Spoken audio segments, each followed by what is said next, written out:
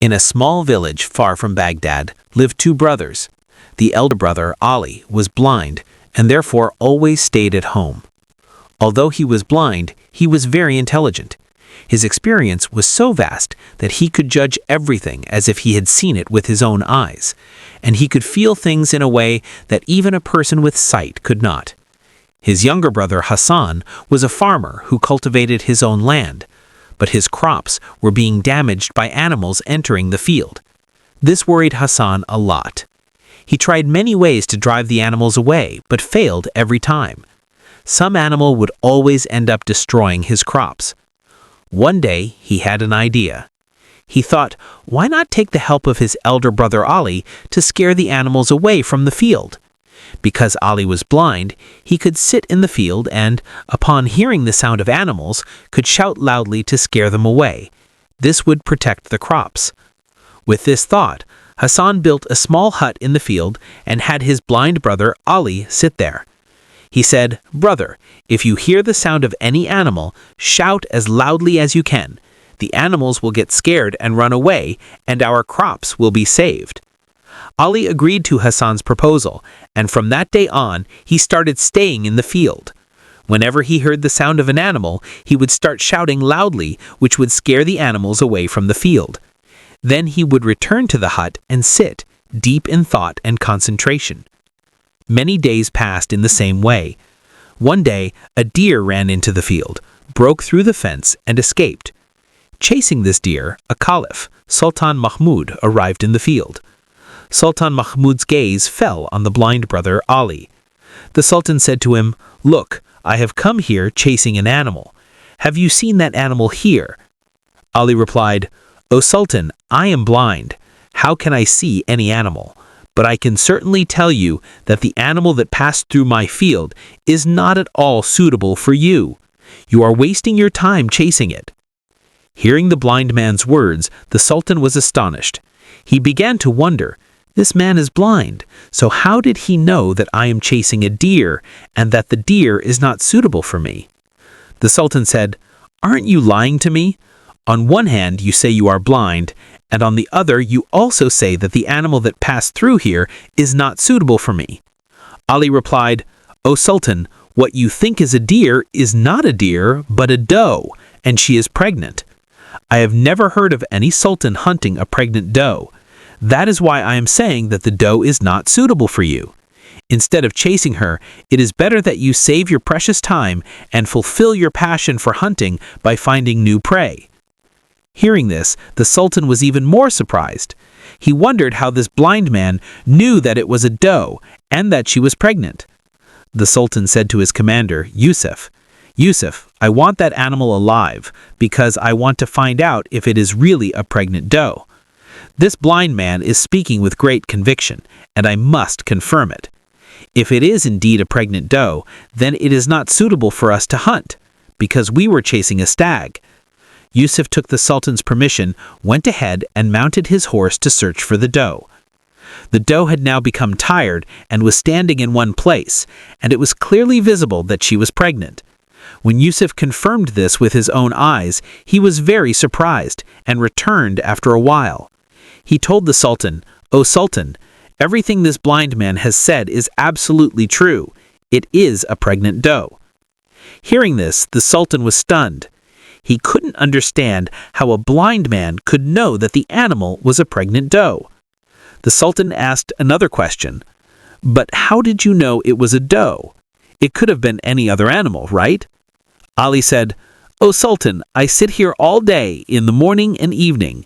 I admit that Allah has not given me eyes, but in place of eyes, Allah has given me a very strong sense of hearing.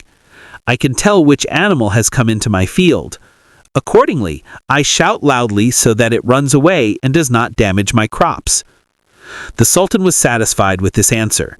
He thought to himself something from him. This man, thinking this, the Sultan invited Ali to his royal palace. Upon reaching the palace, the Sultan said, "You are very wise. You come to know everything easily. I want to ask you another question. Can you tell me whether I am my father's son or someone else's?" Ali said, "O Sultan, what does it matter to you?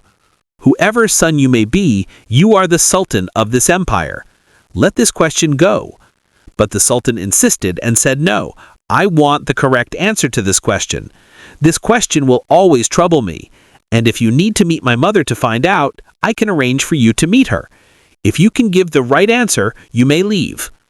Ali said, "O Sultan, I do not need to meet your mother for this. I can tell you right now whose son you are. But first, you must promise me that you will not be angry with me." The Sultan said, "I promise I will not be angry with you." After this, Ali said, "O Sultan, you are your own father's son, but your father was very miserly, and this habit of his has come into you as well." Hearing this, the Sultan flared up in anger. He drew his sword and went to his mother. There he said, "Mother, tell me the truth. Am I my own father's son? If you do not tell the truth, I will take my own life right here." His mother said, "Son, you are your own father's son, but it is true that your father was very miserly.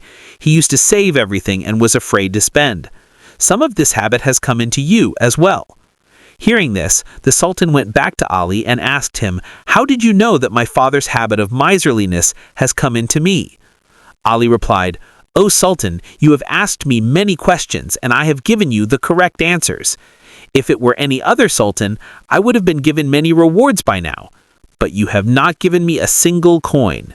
So far, from this, I inferred that you also have a streak of miserliness, which has come from your father." The Sultan laughed loudly at this and said, "You are right. But now I want to know something more important from you. I have recently been suspecting that someone in my court is conspiring against me. Can you figure this out?" Ali said, "O Sultan, this is a sensitive matter, but if you permit me, I can meet the people of your court and find out if there is any conspiracy." The Sultan said, "All right, I will take you to my court, but you must tell me if someone is conspiring against me. If you can tell correctly, I will give you a big reward." The Sultan took Ali to his court, where his wazir, advisors, and other important people were present. Ali began to listen to everything quietly. He sat in the court and paid attention to the people's speech, the tone of their voices, their pauses, and their behavior.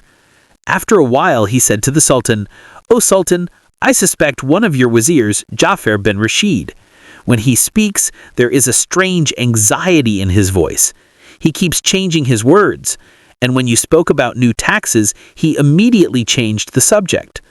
Also, when you asked about the security of the border posts, he did not give any significant reply, and the measures he mentioned do not seem very strong. If such measures were in place in a caliphate, even the weakest army could attack and easily conquer it. All this indicates that he is hiding something."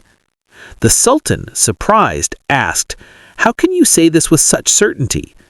Ali replied, "O Sultan, over the years, I have learned to read people's minds from their voices and their behavior.